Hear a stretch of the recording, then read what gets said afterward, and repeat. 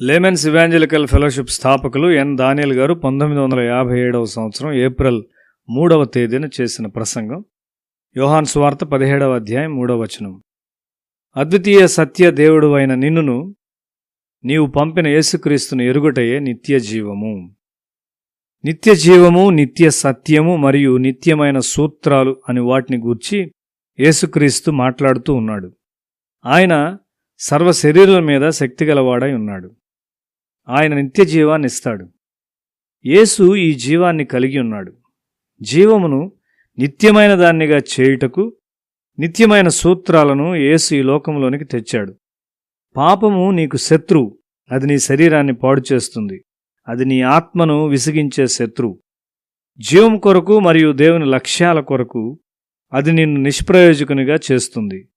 దేవుడు నీలో పెట్టిన తలాంతులను మరియు శక్తులన్నింటినీ నీలో లేకుండానట్లు చేస్తుంది.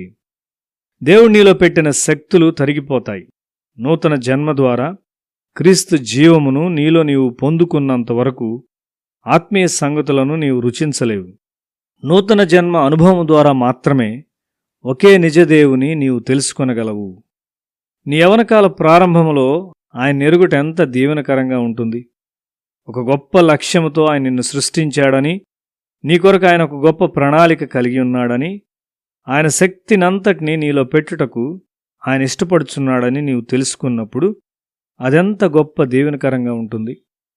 మనము ఒక గొప్ప యువరాజు యొక్క కుమార్తెలము అని తరచుగా మర్చిపోతూ ఉంటాం. వీరు వారి హృదయములోనికి నీ వాక్యమును స్వీకరించారు అని చెప్తూ యేసు ఆయన శిష్యులను దేవుని ముందు పెట్టాడు. శిష్యులకు ఇదెంత ఆశ్చర్యపరచున్నదిగా, నిశ్చయత ఇచ్చినదిగా ఉన్నదో. వారు దేవుని ముందు నిలువబడుటకైనా ఎంత గొప్ప ప్రత్యక్షత ఇది. ఆయన దీన సేవలో ఆయన నుండి ఆయన తండ్రి మహిమను భూమి మీద చూపబడిన విధముగా వారు ఆయన మహిమను చూచారు. వారు ఎల్లప్పుడూ ఆయన్ను చూచుటను గూర్చి, ఆయనతో ఉండుటను గూర్చి యేసు ప్రార్థిస్తూ ఉన్నాడు. తండ్రి, నేనెక్కడ ఉందునో అక్కడ నీవు నాకు అనుగ్రహించిన వారును నాతో కూడా ఉండవలననియు, నీవు నాకు అనుగ్రహించిన నీ మహిమను వారు చూడవలననియు కోరుచున్నాను. జగత్తు పునాది వేయబడక మునిపే నీవు నన్ను ప్రేమించితివి అని 24వ వచనంలో యేసు ప్రార్థిస్తూ ఉన్నాడు. ఆయన ఉన్న స్థలములో ఆయనతో మనం ఉండాలని యేసు మనలను కోరుచున్నాడు.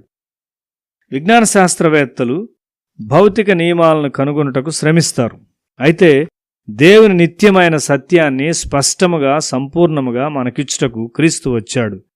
ఈ సత్యం ఎక్కువగా నీలోనికి వచ్చి నిన్ను స్వాధీనపరుచుకుంటే నీవు యేసు వలె ఉంటావు. సత్యమందు వారిని ప్రతిష్ఠ చేయుము, నీ వాక్యమే సత్యము అని 17వ వచనములో యేసు ఇంకా ప్రార్థిస్తూ ఉన్నాడు. మనం క్రీస్తుని ఎరిగి ఉన్నప్పుడు మనం ఎంత అదృష్టవంతులము. నీవు ఆయన వాక్యమును చదువుతూ దాన్ని నీలోనికి తీసుకొంచూ ఉండగా అది నిన్ను మరెక్కువగా పవిత్రపరుస్తూ నీవు మరింత ఆశీర్వాదకరంగా ఉండునట్లు పరిశుద్ధాత్ముడు నిన్ను నింపుతాడు. ఈ నిత్య జీవమునకు ఎవరినైనా నడిపించుట్లో ఒక దీవెనగా నీవు ఉన్నావా?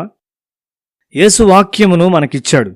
సెలవు దినాల్లో నీ సమయాన్ని వృధా చేయవద్దు. వాక్యం ధ్యానించి లోపలికి స్వీకరించు. నీవు ఈ లోకంలో ఆయన ప్రతినిధిగా ఉండి ఆయన శక్తినంతటినీ ప్రయోగించాలని దేవుడు కోరుచున్నాడు. నీ యజమాని వలె ఉండుట్లో లక్ష్యముంచుము. క్రీస్తు నిన్ను ఆ విధంగా చేయును. క్రీస్తులో నీవు ఏ తప్పునైనా, ఏ అపజయాన్నైనా కనుగొనగలవా? లేదు. ఎటువంటి పరిపూర్ణుడైన, ఆశ్చర్యకరుడైన రక్షకుణ్ణి దేవుడు మనకు ఇచ్చాడు.